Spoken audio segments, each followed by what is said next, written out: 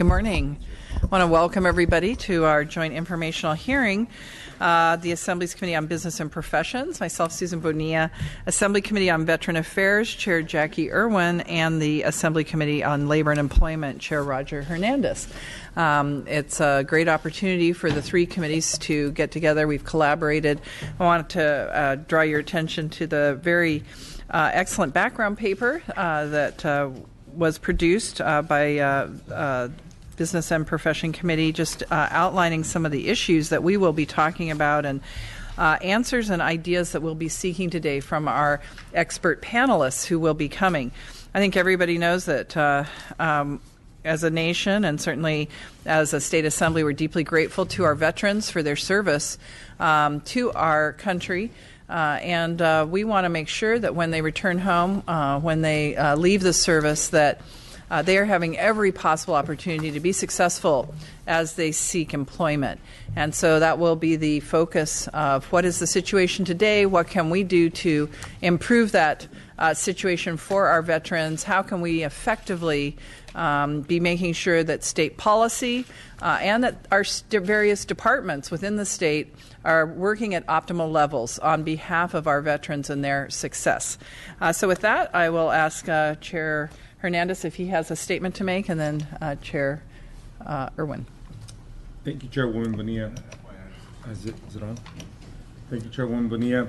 I want to thank my other committee chairs and colleagues for holding this important hearing today. The microphone.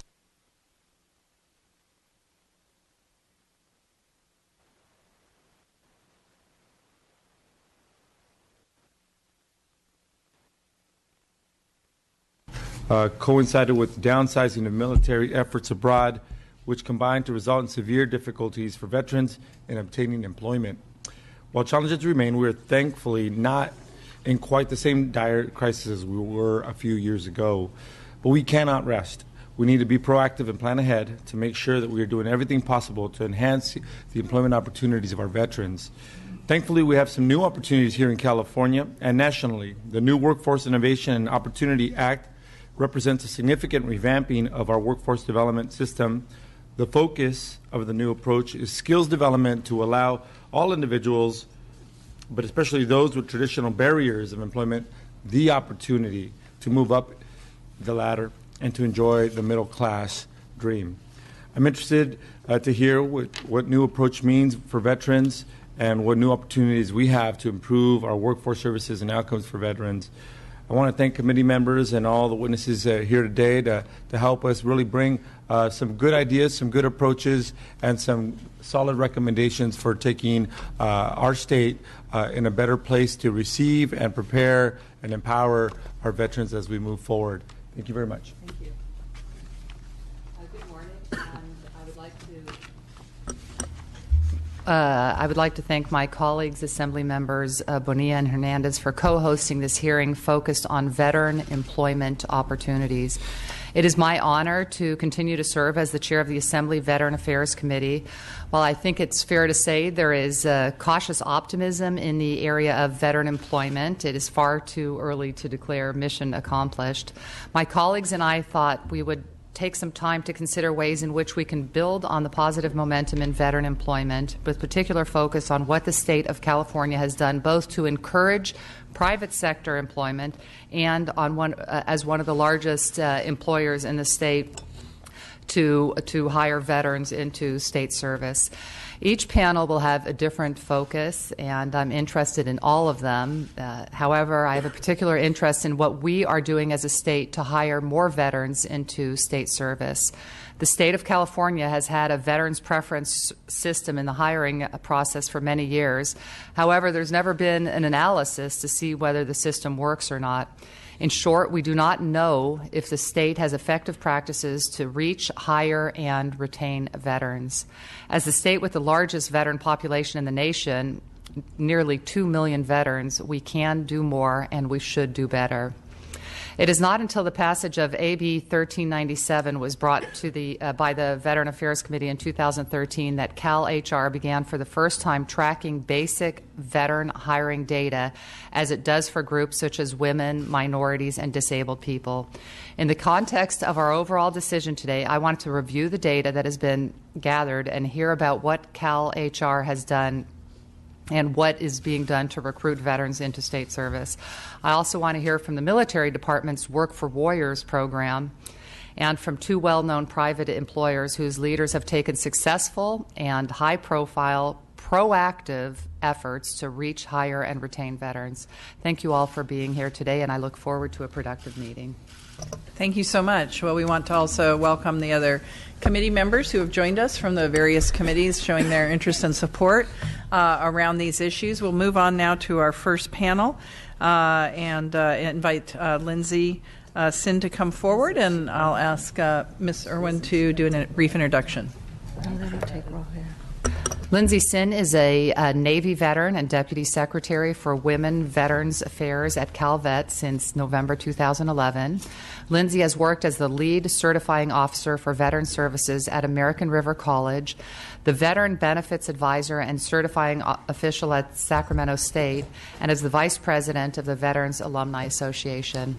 Welcome and thank you for coming today. Thank you very much for having me. Chairs and members, I appreciate the opportunity to speak before you today. My name again is Lindsay Sin, Deputy Secretary for Women Veterans Affairs at CalVet. Today I'm going to offer some remarks and kind of cover a framework of what it's like for veterans to come home from the military, what some of their employment experiences might be, and where there may be some gaps, and also what CalVet has done so far to try and address some of these gaps. I'll also mention that my colleague Keith Boylan, who is the Deputy Secretary for Veteran Services, is not able to be here today. Many of the, he's in Washington, D.C., many of the programs that I'll cover for CalVet reside within his division, so I will answer questions to the best of my ability, and if I don't know something, I'll definitely follow up with you and make sure that you get your answer that you need. So to begin, as you know, California is home to the largest number of veterans of any state in the nation. Over 1.8 million veterans reside here in the state. Each year, approximately 25,000 newly returning separated or retired veterans come back to California. That's a significant population. And because our veterans are as diverse a population as California itself, their needs, their experiences, and challenge vary greatly. And because California is so geographically diverse, the resources that may be available to veterans when seeking employment also vary greatly. Once a service member decides to retire or separate from the military, they may apply for many earned benefits with the U.S. Department of Veterans Affairs and with the state to which they return. A few of the earned benefits available to veterans, should they meet the qualification criteria through the U.S. Department of Veterans Affairs, include access to health care, retirement benefits, disability compensation, dependents benefits, and educational benefits. Educational benefits that veterans may access include tuition or a living allowance to pursue post-secondary education, vocational training, and on-the-job training. It also includes disability compensation, retirement benefits, and educational benefits that I mentioned. Veterans may apply directly for these benefits with the U.S. Department of Veterans Affairs, who is responsible for awarding and issuing the payments regularly to veterans. However, the state plays a key role in this, and I'll go into that a little bit later. Additional benefits from the federal U.S. Department of Labor and the U.S. Department of Veterans Affairs may include the transition assistance programs that veterans go through once they separate, which I'll talk about that as well. The employment resources through America's Job Centers and the DBOP and LEVER programs, which EDD will cover, Homeless Veterans Reintegration Program, or HVRP, the Uniformed Services Employment and Reemployment Rights Act, USERRA, the Online Veterans Employment Center, and hiring fairs across states. A few of these programs are going to be discussed in greater detail, so I'm not going to cover a lot about those. The California Department of Veterans Affairs also administers state-approved benefits for California veterans, and that's separate from what the U.S. Department of Veterans Affairs does. Some of these benefits include a tuition fee waiver for children and some spouses of veterans who attend a California public university or college. It also includes advocacy and assistance when filing out a VA claim for benefits.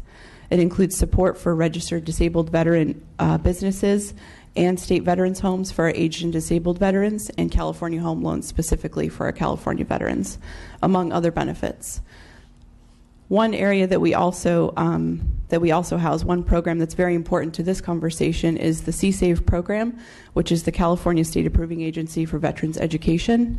And with that, we operate under contract with the U.S. Department of Veterans Affairs to approve and disapprove and provide oversight of institutions where veterans may use their U.S. GI Bill benefits from the Department of Veterans Affairs. The types of programs that can be approved by CSAVE are institutions of higher learning or colleges or universities, non-degree institutions such as vocational and technical schools, apprenticeship or on-the-job training, and licensing and certification exams.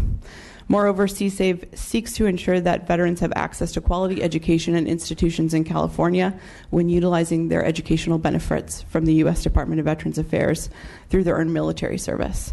And veterans often use their GI Bill benefits to gain access to gainful employment and career paths. And that's why it's such a key linkage here at this conversation today. The Department of Defense is responsible for creating sailors, soldiers, airmen, and Marines. They do a very effective job of taking young men and women and turning them into individuals that exemplify military core values. What they don't do quite as well is transitioning veterans back into civilian life.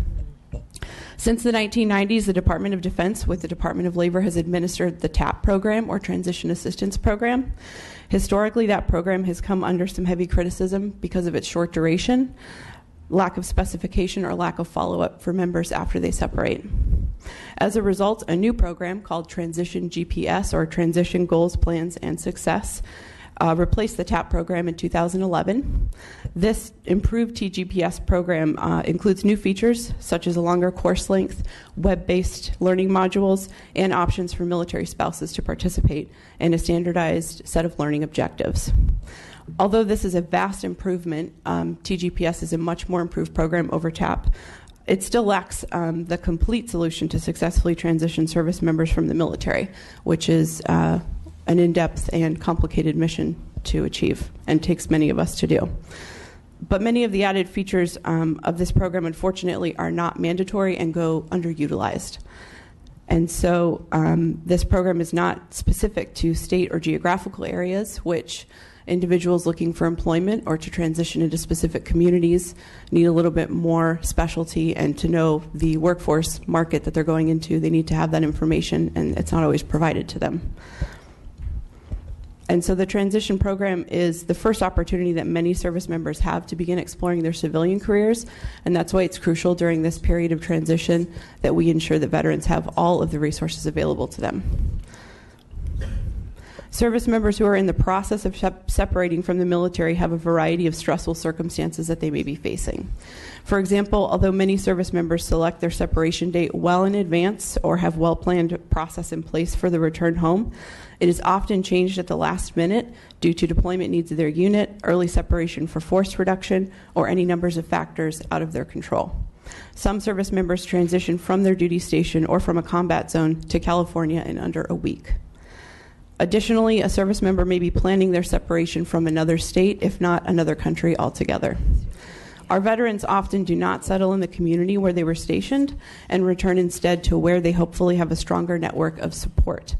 In addition to a less than adequate transition program, service members may be searching for new employment, often in an unfamiliar job market, or attempting to translate military skills and education into civilian language. These are just some of the barriers that transitioning service members have to overcome. And anecdotally and based on data, we can say that this is a universal struggle that most veterans are dealing with when they come home. The CalTAP program. One area where CalVet hopes to address this gap is in the development of the new CalTAP program. In 2014, Governor Brown signed AB 1509 into law, which requires CalVet to design a California-specific transition assistance program for veterans who have been discharged from the Armed Forces of the United States or the National Guard of any state. The intention of the program is to assist veterans in successfully transitioning from military to civilian life in California, and to complement the transition program offered by the Department of Defense. The program is required to include the California-specific transition assistance information, such as higher education benefits and program information, vocational training assistance, small business resources and information, healthcare programs and services, mental health resources and information, military sexual trauma resources and information, and housing information. The goals of this new program would be identify, educate, and connect veterans of all eras to their earned federal and state benefits, coordinate the delivery of CalTAP with state agencies, local governments, and community stakeholders to ensure unmet, emerging, or expanding needs of veterans and their families are met, provide continued support and assistance to veterans and their families as their needs change over time.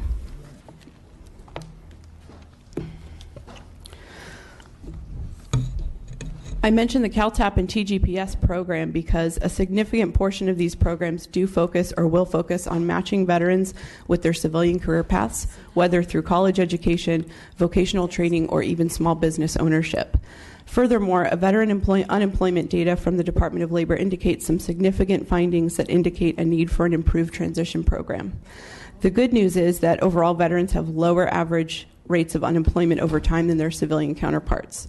The latest data shows that unemployment rates overall of veterans is 4.7% versus 5.2% of non-veterans. This means that veterans are able to utilize their military training and skill sets to create successful career paths, particularly among groups age 35 and over. But the Department of Labor unemployment numbers also show that there are higher rates of unemployment both among veterans versus non-veterans and among different veteran groups when compared to one another. Veterans aged 18 to 24 years old, male and female, have higher rates of unemployment compared to veterans in other age groups. This could be because veterans aged 18 to 24 have not gained the total skill set or military training because they've served probably one enlistment as opposed to ongoing enlistments in the military, and are unable to effectively translate some of those experiences into a successful career path in the civilian world.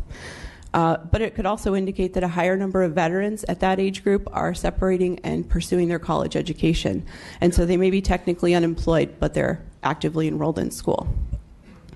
Additionally, women veterans have higher unemployment than men veterans in every age group except in the 25 to 34-year-old age group. Women veterans have also have higher unemployment than their non-veteran counterparts in every age group except, again, in the 25 to 34-year-old age group. Their higher unemployment may be because women veterans are often military spouses in addition to veterans, and they may not be working because of frequent moves, because they're heads of household or primary caregivers for children, and also because they may have a lack of adequate employment and job resources to the new duty station where they go. It's also important to note that women veterans utilize their GI Bill benefits at higher rates than men veterans on average, and because of that, women veterans also may be actively enrolled in college and pursuing their education while technically unemployed. One thing that is apparent among the anecdotal evidence that we hear from veterans is that our veterans that separate or retire from the military have a significant period of transition shortly after leaving the military that is crucial, that at that point they embark on the right path. They're given all of the support and ready access to information with veterans benefits at the state and federal level, access to employment and educational resources, and access to community organizations that can assist in healthcare and housing needs. These unemployment numbers may also suggest that more needs to be done in the private and public sectors to make veterans a successful and long-term addition to an organization's workforce. For example, federal hiring initiatives, state mandates, and corporate programs incentivize the hiring of veterans, but may not go far enough to retain them. Just recruiting veterans or creating a path for their employment is not enough if an organization hasn't created a culture accepting of or understanding of veterans. Organizations should attempt to learn about what veterans need to be successful in their organization rather than fitting them into the company's existing culture. There are several successful examples of this approach that can be replicated, and I'm sure we'll hear from some of those examples here today. But that's key. Cultural competency about veterans within an organization makes a big difference. Today you'll hear from many other experts on veteran employment and company practices to hire to retain veterans. As the agency who administers the majority of state benefits to California veterans, CalVet's role is primarily to work with other organizations that specifically handle employment for veterans, as CalVet is not funded or authorized to manage state veteran employment programs. There are, however, opportunities for us to work with other agencies, and some work has already been done in this area. We've worked closely with the Division of Apprenticeship Standards, Department of Industrial Relations, and the Employment Development Department to ensure that state and federal apprenticeship programs are better aligned. We've also worked with the U.S. Department of Veterans Affairs and their Veteran Employment Centers in developing several regions in California that stand up veteran apprenticeship programs within different companies in those regions. Additionally, our HR department has partnered with CalHR to host monthly workshops that teach veterans how to get a state job. And we've also begun to explore opportunities with the Employment Development Department to look at creating apprenticeship opportunities for veterans within state service. CalVet also works in tandem with the Department of General Services, Office of Small Business, and DVBE Services to promote, grow, and advocate the Disabled Veteran Business Enterprise Program. The linkage between veteran business ownership and employment is very strong. Not only is business ownership an answer to a career path for a veteran, but typically small businesses owned by veterans hire and create job opportunities for other veterans. So we feel this is also a great path to employment. The state's DVBE program is responsible for ensuring DVBEs have equitable access to state contracting opportunities, and California is obligated to award 3% of its total contracts to DVBEs. But as a department, CalVet regularly exceeds that threshold, and in fiscal year 14-15 awarded over 11% of its contracts to DVBEs. Our department currently serves as the model for attracting and conducting business with DVBEs and regularly shares best practices with DVBE advocates and procurement officers across the state. In closing, CalVet welcomes the opportunity to work with and support the efforts of our sister agencies and organizations in ensuring veterans have a path to viable employment and successful careers in California. So pending any questions from this panel, I thank you for your time today and the opportunity to share this information. Thank you very much. I don't know if we have any pressing questions. We do have, I'm aware of the time in our three following panels as well. Ms. Brown. Thank you so much. I think last year I had a bill that helped the disabled veteran business owners, and I think that that's probably a real good direction for us to go, especially because they get so many great skills in the military and they're able to bring those out into the public eye.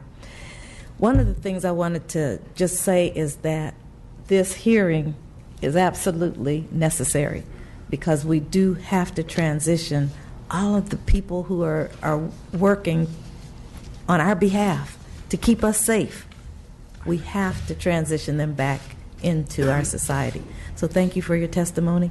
And I'm going to have to go to another hearing, so I just wanted to make that comment, put it on the record. Thank you. And you are impressive, by the way. Thank you. Check her background. Thank you, Ms. Brown. Any other committee members have questions or comments? Ms. Irwin? No. I just have a quick question, and we've been hearing in the news and, of course, in DCA and Business and Professions about a couple for-profit schools. I know this is an issue that you've worked on. We have our veterans coming back. You talked about them using their GI Bill. Would you just comment briefly on what you feel is a good approach to the abuses? We've been trying to address that with loan default rates, trying to make sure that these for-profit institutions that are not really helping our veterans are not able to access those monies. But what's your current take on that situation right now with the abuse of our veterans in some of these for-profit settings, saying that some for-profit schools are doing a good job, but we just had one major school close here in California. Right. Well, absolutely. Giving veterans the opportunity to attend school or vocational training at any institution where they can get that education is key. Making sure that there's fewer barriers and to accessing that education and training is really important. But absolutely, any sort of abuse that's happening where veterans are not getting a full complement of educational skill sets or a solid degree plan when they're pursuing something at a college that's not taking their responsibilities fully is a big issue. And so what we've done most of all is to ensure that our oversight and our policies and procedures with the C-SAVE program are well in place so that we can ensure that veterans are getting the best quality education possible at these institutions. So that's key for us. And I was interested in, you were talking about the TAP program and the need to really understand where the workforce opportunities were. Is there a way that in the Department of Consumer Affairs, we have so many boards and bureaus that are producing licenses for Californians in their area of work. Are you receiving information from those boards and bureaus, or would that be a helpful connection to look at developing in terms of where workforce growth is happening in the state? As we develop the CalTAP program and do more analysis on what the workforce picture looks like across the state, I think that's going to be really key. So I'm not aware of how much we're interacting right now with those boards because it's a little out of my lane, but I can certainly get more information for you, but also incorporate that into the plan that we set going forward.